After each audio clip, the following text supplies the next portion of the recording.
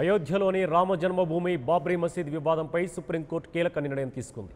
ప్రధాన న్యాయమూర్తి justice Ranjan Gogoi, justice S A Bobde, justice D Y Chandrachud, justice Ashok Bhushan, justice S Abdul నజీర్లతో కూడిన ధర్మాసనం మధ్యవర్తి నియామకంపై తీర్పును వెలువరించింది. ముగ్గురు మధ్యవర్తులను నియమిస్తూ కోర్టు ఉత్తర్వులు జారీ చేస్తుంది. కోర్టు సూచించిన ముగ్గురు మధ్యవర్తుల ప్యానెల్ వివాద పరిష్కరణలో మధ్యవర్తిత్వం వహిస్తారు.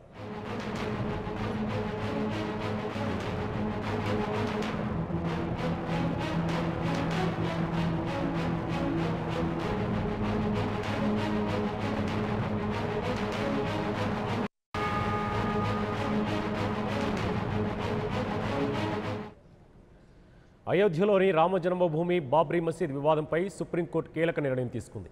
ప్రధాన న్యాయమూర్తి justice Ranjan Gogoi, justice S A Bobde, justice D Y Chandrachud, justice Ashok Bhushan, justice S Abdul నజీర్లతో కూడిన ధర్మాసనం మధ్యవర్తి నియామకంపై తీర్పును వెలువరించింది. ముగ్గురు మధ్యవర్తులను నియమిస్తూ కోర్టు ఉత్తర్వులు జారీ చేస్తుంది. కోర్టు సూచించిన ముగ్గురు మధ్యవర్తుల ప్యానెల్ వివాద పరిష్కరణలో మధ్యవర్తిత్వం వహిస్తారు.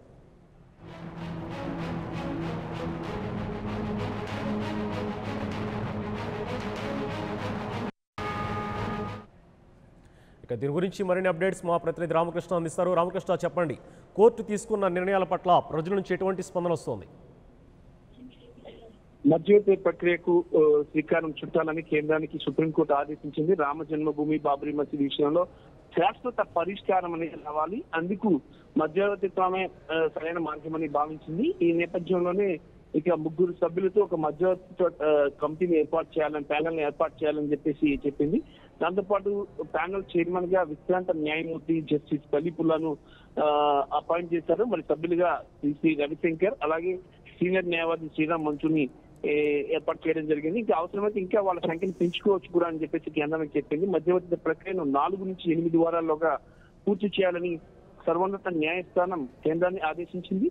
ఇక అలాగే ఇది పూర్తిగా టాప్ సీక్రెట్ గా ఉండాలా, మధ్యవర్తిత్వం ప్యానెల్ ఇచ్చిన రిపోర్ట్ కూడా చాలా కీలకమైన రిపోర్ట్ కాబట్టి సీక్రెట్ ఎక్కువ మెయింటైన్ చేయాలని కూడా కేంద్రం చెప్పింది. మరి ఈ నేపథ్యంలోనే మరి ఈ నిర్ణయం తీసుకుంది. శాశ్వత పరిష్కారం అనేది దీనికి కావాలా, ఇంకా ఈ కేసు ఇంకా ముందుకు వెళ్ళనివ్వకూడదు, త్వరగానే పరిష్కరించాలని సుప్రీంకోర్టు కృతనిశ్చయంతో ఉంది.